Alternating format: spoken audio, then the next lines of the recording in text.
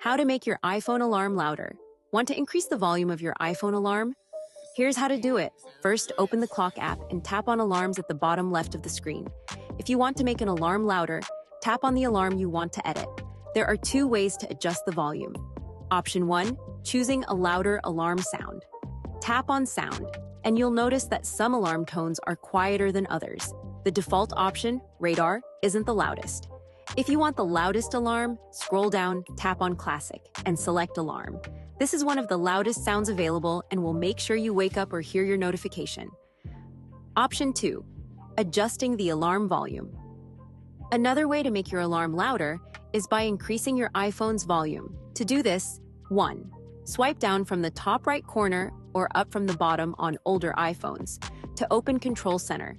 2. Locate the volume slider and drag it all the way up to maximize the sound. This ensures your alarm plays at the loudest possible volume. Final thoughts. If you need a strong wake-up call or an alert you won't miss, try combining both methods, choosing the loud classic alarm sound and setting your volume to max. Hope this helps. If it did, consider subscribing. It really supports me. Thanks for watching.